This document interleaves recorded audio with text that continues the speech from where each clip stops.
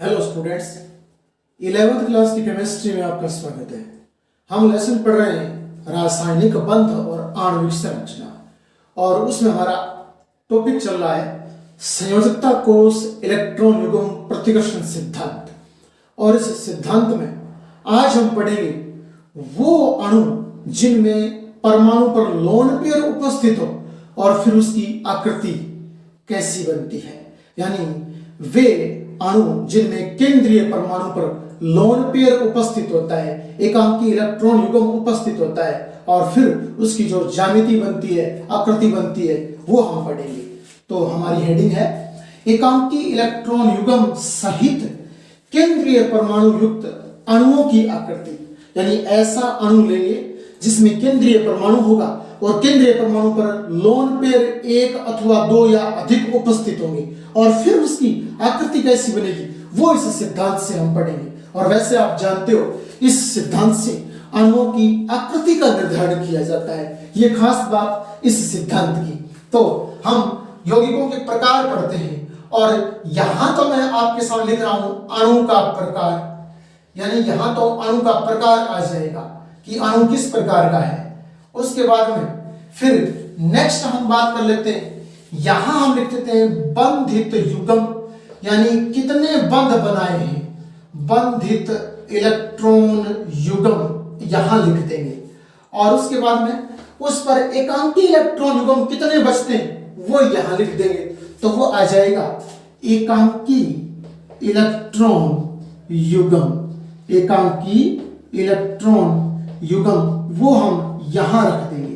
और फिर उसके बाद में याद रखना ज्यामिति को हम यहां लगा देते हैं, ज्यामिति कि उसमें किस प्रकार से और परमाणुओं का निर्धारण होगा, परमाणु किस किस दिशा में किस किस अक्ष पर लगे होंगे, वो हो जाएगी उसकी ज्यामिति। और ज्यामिति के बाद में फिर हम बात कर लेते हैं आकृति की, आकृति, और फिर यहां आ जाएगा उदाहरण, यहां उदाहरण। तो हमारे इस सिद्धांत के अनुसार तो अणु निश्चित होते हैं, फिक्स होते हैं। तो हम पहले बात करते हैं यहां Ab2 और E लिख रहा हूं साइड में मैं, Ab2E प्रकार की अणु। इसका अर्थ हो गया केंद्रीय परमाणु A है, उसके साथ दो B परमाणु जुड़े हुए हैं, और E यानी E कहने का अर्थ यहां E1 है, मेरा कहने का अर्थ E1 है, 1 कभी लगाते नहीं है, यहां एक उस पर लोन पेयर है।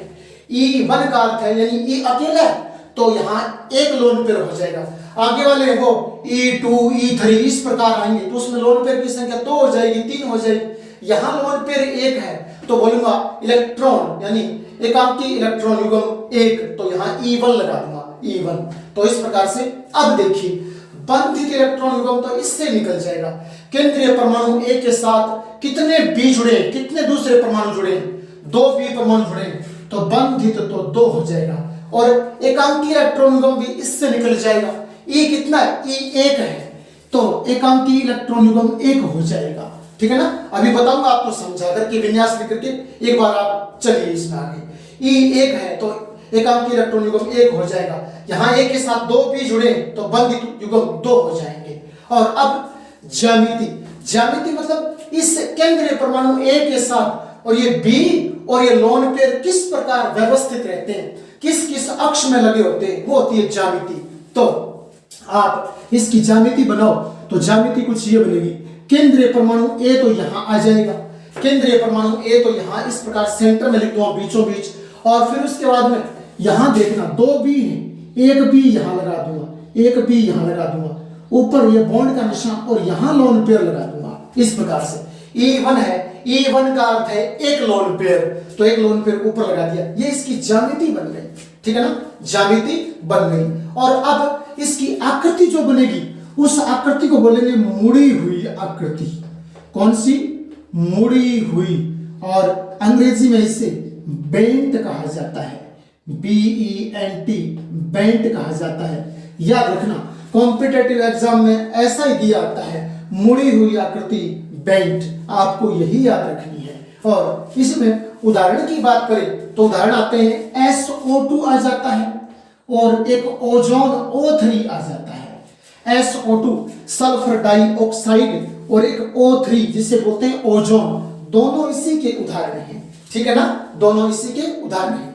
याद रखना इन पर लोन पेयर हैं, अंडरस्टैंडिंग से हम दर्शाते नहीं हैं, बल्कि लोन पेयर यूं होते हैं SO2 पर। याद रखना ऑक्सीजन परमाणु केंद्रीय परमाणु S पर इस प्रकार से एक लोन पेयर होता है, तो वो E1 की पूर्ति वो लोन पेयर पर है। A केंद्रीय परमाणु S हो गया, B2 यानी B का अर्थ ऑक्सीजन परमाणु हो गए, तो ये इसकी पालना कर रहा है, इस प्रकार से ये बन जाएगा। ओजोन की बात करूं, ओजोन में यूं होता है, अर्थात इस प्रकार से यूं संरचना बनती है, यहां इस पर एक लोन पेयर होता है। ठीक है ना, यहां इस पर एक लोन पेयर होता है, इस पर माइनस कर देते हैं, इस पर प्लस कर देते हैं, इस पर प्लस कर देते हैं, इस प्रकार से। तो आप पहले तो ये ध्यान में रखना कि संरचना में माइनस प्लस नहीं लगाऊंगा, एक बार तो लोन पेयर के रूप में दर्शा रहा हूं आपको। तो केंद्रीय परमाणु एक O पर तो यहां एक लोन पेयर होता है, तो E का अर्थ लोन पेयर हो गया, और A यानी एक सेंट्रल परमाणु, सेंट्रल आयन, तो वो ये O हो गया केंद्रीय, और दो साइड वाले B हो गए, इस प्रकार से। और अब हम अगर इनकी आकृति बनाएं तो देखिए कैसे बनती, किसकी, SO2 की आकृति बनाऊं, आपको बनाकर बताऊं तो मुड़ी हुई आकृति कैसे बनती है इसकी, वो देखना। SO2 में याद रखना S को मैं यूं लिखूंगा, और इससे दो O इधर यूं आ जाएंगे निश्चित दूरी पर, एक लोन पेयर यहां आ जाएगा, लोन पेयर को इस प्रकार से यूं लगा देंगे, और ये वाला एंगल देखा जाता है, इसमें ये एंगल 119.5 डिग्री होता है, 119.5 डिग्री आपको याद रखना है, किसमें, SO2 में। अब याद रखना इसकी आकृति कुछ यूं यहां यूं बनती है, यूं, इसे बोलते हैं मुड़ी हुई आकृति। ठीक है ना, ये ना एक प्रकार से त्रिभुज को बता रही है, ना किसी चतुर्भुज को बता रही है, ना चतुष्फलक के रूप में आ रही है, तो इस प्रकार से यूं घूम जाएगी, ना ये वर्त को बता रही है, तो ये इसे बोलते हैं मुड़ी हुई आकृति, बेंट शेप होती है ये मुड़ी हुई आकृति। इस प्रकार से आपको ये थोड़ा ध्यान में रखना है। यहां बंधित A के साथ 3 बंधे हुए हैं, ठीक है ना, A के साथ 3 बंधित इलेक्ट्रॉन युग्म है, अर्थात एक 3 बंध बने हुए, मैं कहना ये चाहता हूं कि A के साथ और सिंगल बॉन्ड से 3 B जुड़े हुए हैं, तो बंधित इलेक्ट्रॉन युग्म 3 हो जाएंगे, और एकांकी इलेक्ट्रॉन युग्म E 1 नजर आ रहा है मेरे को। ठीक है ना, और अब इसकी अगर आकृति की बात करें तो याद रखना त्रिकोणीय पिरामिडी होती है। ठीक है ना, ज्यामिति तो याद रखना, ज्यामिति तो मैं कुछ इस शेप में बनाऊंगा, आकृति त्रिकोणीय पिरामिडी होती है, आकृति त्रिकोणीय पिरामिडी होती है, त्रिकोणीय पिरामिडी आकृति होती है। और जब इसकी शेप को बनाऊंगा तो कुछ यूं इस प्रकार से बन जाएगी, इस प्रकार से यूं यहां बन जाएगी, और एक लोन पेयर है वो इस प्रकार से यहां लग जाएगा, लोन पेयर से लग जाएगा। तो याद रखना ये ज्यामिति का निर्धारण हो गया, और आकृति बोलूंगा तो इसमें बनेगी त्रिकोणीय पिरामिडी, एक त्रिभुज सा बन जाएगा और आपकी एक पिरामिड बन जाएगा, इस प्रकार से। याद रखना ये थोड़ा इस प्रकार से यूं होकर के, ठीक है ना, ये यूं होकर के, ये यूं होकर के, और ये यूं होकर के, और एक ऊपर पिरामिड बन गया, तो ये त्रिभुज सा बन गया, एक पिरामिड बन गया, त्रिकोणीय पिरामिड हो जाएगी। और अगर हम एग्जांपल पूछे तो ये NH3 अमोनिया में पाई जाती है, PH3 फास्फीन में भी पाई जाती है। ठीक है ना, NH3 अमोनिया में और PH3 फास्फीन गैस होती है, उन दोनों में AB3E प्रकार का अणु है, वो सिस्टम पाया जाता है। अगर ज्यामिति की मैं आकृति की बात करूं कैसे बनेगी, तो याद रखना इसमें अमोनिया में ऐसे बनती है, एक H यहां लगा देते हैं, एक H यहां, एक H टेढ़ा करके यूं लगा देते हैं, एक लोन पेयर यहां यूं लगा देते हैं। ठीक है ना, और ये वाला जो एंगल है इसमें, ये वाला एंगल ये 107 डिग्री होता है। कितना होता है, अमोनिया में 107 डिग्री कोण पाया जाता है। और यहां इस प्रकार से यूं देखूं तो ये त्रिभुज सा बन गया, और इसके ऊपर ये पिरामिड बन गया, तो त्रिकोणीय पिरामिडीय आकृति इसकी होती है। तो याद रखना अमोनिया में नाइट्रोजन परमाणु पर एक लोन पेयर उपस्थित होता है, जबकि बंधित जो इलेक्ट्रॉन युग्म है उनकी संख्या 6 होती है, बंधित इलेक्ट्रॉनों की संख्या 6 होती है।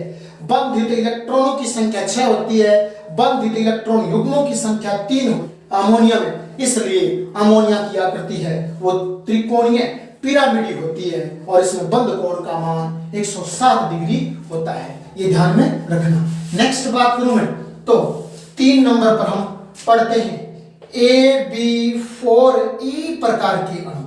AB4E प्रकार के अणु, इसमें पता चला A के साथ 4 B जुड़े हैं तो बंधित युग्म की संख्या 4 आ जाएगी। E 1 है तो एकांकी इलेक्ट्रॉन 1 हो जाएगा, ठीक है ना। और अगर मैं आपसे पहले आकृति के बारे में बात कर लेता हूं, आकृति याद रखना, इसकी आकृति को हम बोलते हैं अनियमित। अनियमित एक नाम और है और वो उसे बोलते हैं ढेंकुली।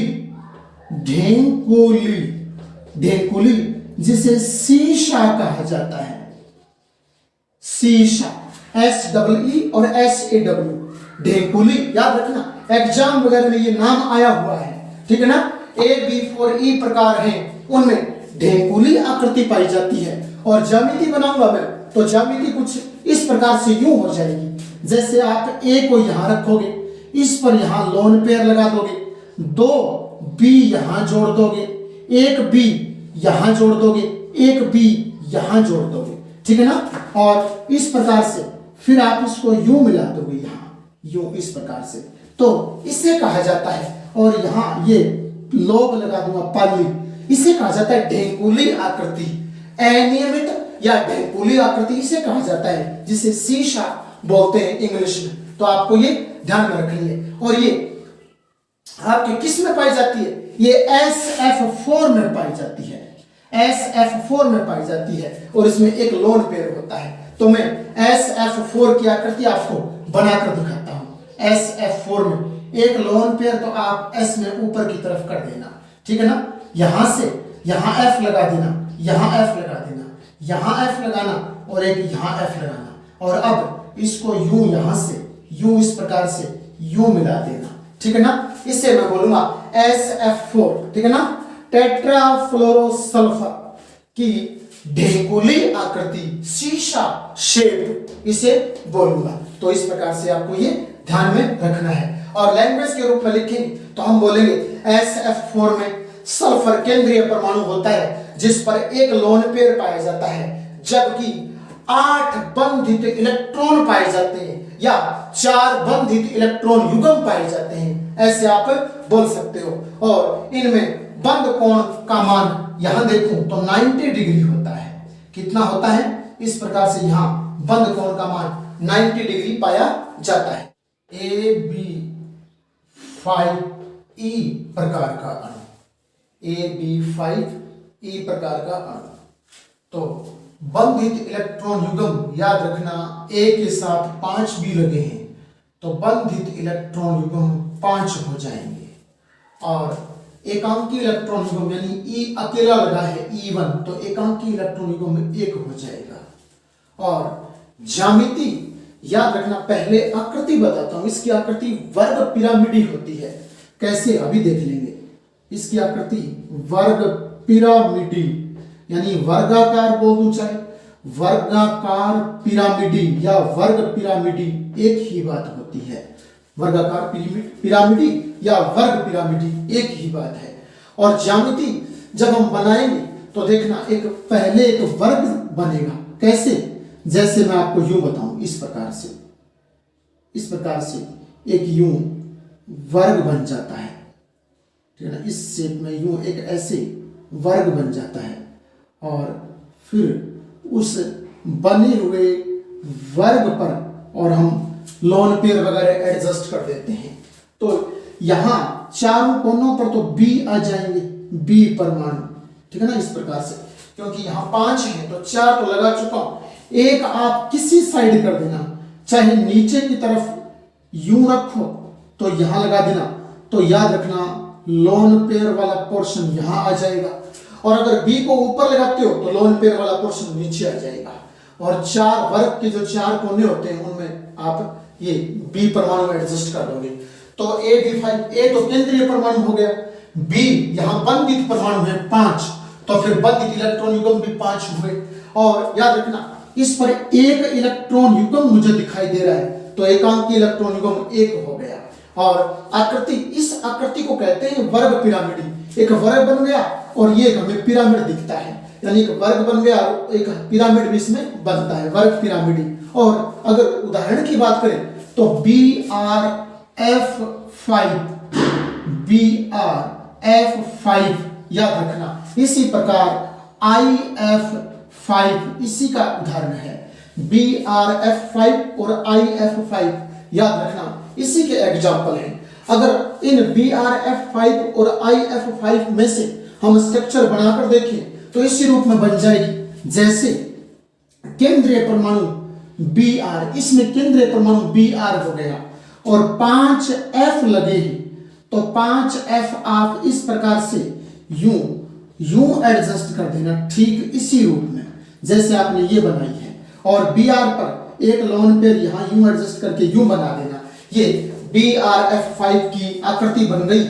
इसी प्रकार IF5 की I यहां सेंटर में आ जाएगा और 5 F कोनों पर लग जाएंगे, लोन पेयर आ जाएगा, तो फिर इसको मैं बोलूंगा वर्ग पिरामिडी आकृति, वर्ग पिरामिडी आकृति। तो आप व्याख्या करो तो यूं बोल सकते हो कि BRF5 में और केंद्रीय परमाणु के पास और 5 बंधित इलेक्ट्रॉन युग्म होते हैं, यानी कहने का अर्थ यहां पर है बंधित इलेक्ट्रॉन युग्म, जैसे इस प्रकार से ये इलेक्ट्रॉन बंधे हुए हैं, इन्हें बोलते हैं बंधित इलेक्ट्रॉन युग्म, ठीक है ना। और जो अकेला पड़ा है इसे बोलते हैं एकांकी इलेक्ट्रॉन युग्म। ये अकेले वाला जो बंध नहीं बनाता वो एकांकी इलेक्ट्रॉन युग्म है, जो बंध बना रहे हैं वो बंधित इलेक्ट्रॉन युग्म है। तो बंधित इलेक्ट्रॉन युग्म 5 बॉन्ड, तो मैं बोलूंगा बंधित इलेक्ट्रॉन युग्म 5 है, ठीक है ना। और एक अकेला लोन पेयर के रूप में युग्म पड़ा है तो बोलूंगा एकांकी इलेक्ट्रॉन युग्म 1 है, ठीक है ना। ये वर्ग पिरामिड आकृति हो जाएगी। नेक्स्ट इसी में आता है AB, अब थोड़ा चेंज हो रहा है, AB2E2 याद रखना। अब हम पढ़ेंगे AB2E2 और एक लास्ट आएगा AB3E2, ठीक है ना। AB2E2 और एक आएगा AB3E2। तो इसमें AB2E2 यहां देखिए, यहां ऊपर वालों में तो E1 था, यहां E2 है, अर्थात लोन पेयर 2 हो जाएंगे, इलेक्ट्रॉन युग्म 2 हो जाएंगे आगे वालों में, ठीक है ना। केंद्रीय परमाणु A सिंगल होगा, उसके साथ बंधित 2 होंगे, लोन पेयर भी 2 होंगे, ठीक है ना। तो अब इसमें लिखें तो केंद्रीय परमाणु तो A हो गया, बंधित कितने 2 भी जुड़े तो बंधित इलेक्ट्रॉन युग्म 2 आ जाएंगे। और E2 लिखा है तो लोन पेयर की संख्या 2 है तो 2 यहां लगा दूंगा, इस प्रकार से इसे करेंगे। और अगर इसमें आकृति की बात करूं मैं तो याद रखना, इसमें जो आकृति पहले वो बता देता हूं, वो होती है मुड़ी हुई, बेंट मींस मुड़ी हुई आकृति, मुड़ी हुई आकृति इसमें होती है। और वो मुड़ी हुई आकृति हम कैसे बनाते हैं वो देख लीजिए। पहले मुड़ी हुई आकृति हम किस प्रकार बनाते हैं, यानी कि केंद्रीय परमाणु A को आप यूं लगा लीजिए, इस A को 2 B है तो आप यूं कीजिए, पहले एक B इस साइड में से यूं आ जाएगा दोनों तरफ, ठीक है ना। और अब क्या होगा, लोन पेयर 2 है, E2 लिखा है, लोन पेयर 2 है, एक लोन पेयर यहां यूं लगा दूंगा इस प्रकार से बॉन्ड लगा करके, ठीक है ना। और एक लोन पेयर इस प्रकार से यूं लगा दूंगा यहां, ठीक है ना। तो अब इस शेप को बोलूंगा मैं मुड़ी हुई आकृति। कौन सी आकृति, मुड़ी हुई आकृति इसे बोलेंगे। और अगर एग्जाम्पल की बात पूछी तो याद रखना, एक आता है इसमें H2O जल और एक आती है हाइड्रोजन सल्फाइड जो गैस होती है वो, ठीक है ना। और हम अगर H2O की आकृति बनाकर देखें तो H2O में H को यहां रखेंगे और ये वाला यहां इस प्रकार से 2H यूं O परमाणु को यहां रखेंगे और H को इस प्रकार से एडजस्ट कर लेंगे और लोन पेयर एक यहां लगा दूंगा, अर्थात ऊपर की तरफ हो गया। लोन पेयर एक इधर यहां लगा दूंगा, इधर की तरफ हो गया। लोन पेयर एक इधर की तरफ हो गया, एक ऊपर की तरफ हो गया। और इस प्रकार से ये जो आकृति कहलाएगी ये मुड़ी हुई आकृति कहलाएगी, ठीक है ना। इसी प्रकार अब हम आते हैं AB3E2 में। तो यहां ध्यान देना, बंधित 3 है, A के साथ 3 B जुड़े हुए, तो बंधित इलेक्ट्रॉन युग्म 3 हो जाएंगे। E2 लिखा है तो लोन पेयर 2 हो जाएंगे। लोन पेयर कितने हो जाएंगे, 2 हो जाएंगे। और अगर हमसे यूं पूछे कि आकृति बताइए, तो आकृति याद रखना, इसकी एक विशिष्ट आकृति होती है जिसे टी शेप बोलते हैं। टी आकृति, कौन सी वाली? टी शेप, यानी टी आकार। टी आकार की आकृति होती है इसमें। और वो टी आकार की आकृति की ज्यामिति कैसे बनाते हैं वो देखिए आप। जैसे ये ए है, इस ए को यहां सेंटर में रख लीजिए, ठीक है ना। अब 3B है, 3B को आप यूं इस प्रकार से यूं लगा लीजिए। पहले 3B को आप इस प्रकार से यूं लगा लीजिए। अब लोन पेयर 2 है, लोन पेयर आप यूं कीजिए, एक लोन पेयर इस साइड थोड़ा ऊंचा, एक लोन पेयर इस साइड थोड़ा नीचा, यूं लगा दीजिए और ये आकृति टी शेप कहलाएगी। यानी इस प्रकार से, जैसे सेंटर में ए हो गया, ये ए इस प्रकार से यूं, ध्यान देना, ये कहने का अर्थ यहां बी और यहां बी और इस प्रकार से ये टी आकृति बन गई, ठीक है ना। इस प्रकार से लोन पे देखे नहीं जाते हैं तो टी आकृति बन गई, तो ये टी शेप होती है, इसे टी शेप बोलते हैं। इस प्रकार से आप इसमें निरूपण करोगे। एग्जाम्पल की बात करूं तो याद रखना ClF3, ClF3 और IF3, ClF3 और ILF3 हो जाएंगे, ठीक है ना। अगर हम बनाकर देखें तो केंद्रीय परमाणु ऊपर वाले में C है, यानी Cl है, तो Cl को यहां यूं रख लीजिए, ठीक है ना। और इस पर कितने F जुड़े? 3 F जुड़े हैं। इस प्रकार से 3 F जोड़ दीजिए, 3 F यहां जोड़ दीजिए। और लोन पेयर ध्यान देना, 2 लोन पेयर है, एक लोन पेयर यहां लगा दूं, एक लोन पेयर यहां लगा दूं, बस ये टी शेप आकृति बन गई। इस प्रकार से इनको ध्यान में